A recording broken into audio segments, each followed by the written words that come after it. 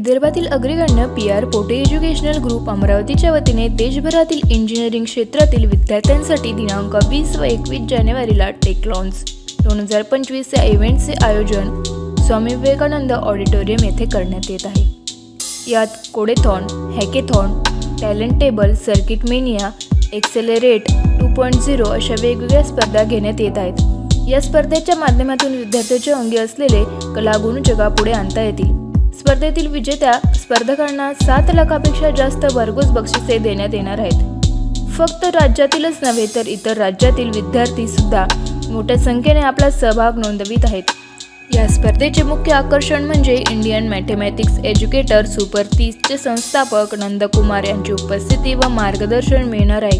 स्पर्धेला विद्यार्थ्यांचा उत्स्फूर्त प्रतिसाद मिळत असून या स्पर्धेचा जास्तीत जास्त विद्यार्थ्यांनी लाभ घ्यावा असे आवाहन प्राचार्य डॉक्टर प्रदीप जावंदिया यांनी केले आहे।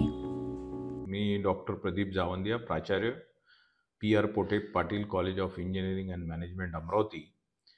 मी आपल्या इथे सगळ्यांचं स्वागत करतो आणि मी हा पर्टिक्युलरली जो एक माध्यम तयार करतो आहे तो याच्यासाठी आहे की आमच्या इथे 20 आणि 21 जानेवारी 2025 रोजी टेक्लॉन 2025 असा हा एक इव्हेंट आहे आणि त्या इव्हेंटमध्ये वेगवेगळ्या कॉम्पिटिशन्स आहेत।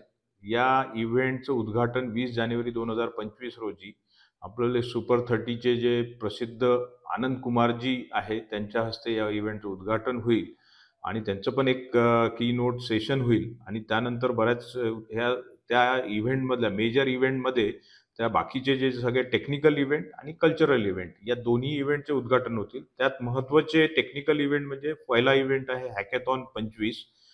त्या इव्हेंटमध्ये जो राष्ट्रीय स्तरावर AICTE जसं हॅकेथॉन घेते तसंच कॉलेजही त्या पद्धतीचं प्रॉब्लेम स्टेटमेंट देऊन स्टुडंटला हॅकेथॉन ही ॲक्टिव्हिटी कंडक्ट करते। त्याच्यात प्रथम पारितोषिक जवळपास 51,000 रुपये, द्वितीय पारितोषिक 31,000 रुपये, तिसरं पारितोषिक 11,000 रुपये असे व्हेरिएबल प्राइजेस त्याच्यात आहे। दुसरा एक महत्त्वाचा इव्हेंट आहे त्याच्यातच तो कोडेथॉन 25। त्याच्यातही मेजर प्राइजेस। हा कोडेथॉन म्हणजे बेसिकली प्रोग्रामिंग कोडिंग याचा इव्हेंट आहे आणि त्याच्यातही प्राइजेस 25,000, 15,000, 10,000 असे वेगवेगळे प्राइजेस आहे। तिसरा इव्हेंट त्याच्यातला आहे तो बिझनेस प्लॅन कॉम्पिटिशन आहे। बिझनेस प्लॅन कॉम्पिटिशन हा पर्टिक्युलरली आपल्या बिझनेस ॲडमिनिस्ट्रेशनचे जे विद्यार्थी आहे त्यांच्याकरता आहे।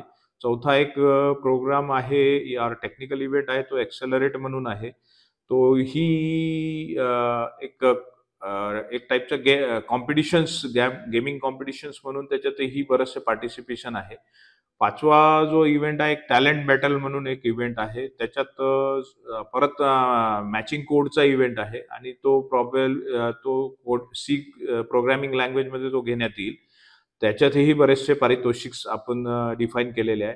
असे वेगवेगळ्या टाईपचे 5 जवळपास टेक्निकल इव्हेंट आहे। 5च नाहीत, अजूनही काही रिलेटेड सर्किट मॅनिया वेगवेगळ्या अजून वेगवेगळ्या डिपार्टमेंटच्या वेगवेगळ्या ॲक्टिव्हिटीज आहे। ह्या ज्या 5 ॲक्टिव्हिटी मोस्टली मी जे सांगितल्या या कम्प्युटर रिलेटेड ज्या ॲक्टिव्हिटी आहे किंवा बिझनेस रिलेटेड ॲक्टिव्हिटी आहे त्या सांगितलेल्या आहेत।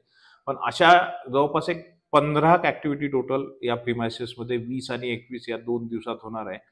हे महत्त्वाचं आकर्षण म्हणजे टेक्निकल इव्हेंट आहे। पण नुसतं टेक्निकलच नाही तर जवळपास एक 10 दिवस हा 20 ते 28 पर्यंत हा चालणारा स्पोर्ट्स, टेक्निकल आणि कल्चरल असं तिन्हीच त्याच्यात इन्व्हॉल्वमेंट आहे आणि हे टेक्निकल इव्हेंट पर्टिक्युलरली राष्ट्रीय स्तरावर आपण घेत आहे।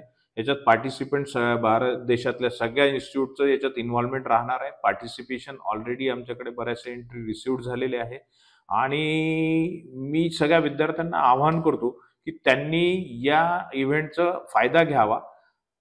नुसता फायदा घेऊ नये तर त्याचा महत्त्वाचा ॲडव्हान्टेज आहे की वेगवेगळ्या प्रदेशातले जर विद्यार्थी इथे आले आणि ते एकमेकांना भेटले तर त्यांना आपली कार्यक्षमता किती आहे, आपण कुठे काम करतोय आणि बाकीचे विद्यार्थी काय करताय, त्यांची लेवल काय आहे हे सगळं समजण्यासाठी हा असा इव्हेंट आहे की त्याच्यातून त्यांचे सुप्त गुण तर दिसतीलच पण महत्त्वाचं त्यांची कार्यक्षमता किती आहे, ते कोणत्या लेवलवर आहे, त्यांना कॉम्पिटिशन कोणत्या लेवलची आहे, पुढे आपल्याला काय करायचं आहे हे सगळं त्याच्यातून दिसून पडेल आणि महत्त्वाचा उद्देश तो त्याच्यातून साधता येईल आणि विद्यार्थ्यांना डेफिनेटली त्याचा फायदा होईल असं त्याच्यातली सगळी अपेक्षा आहे।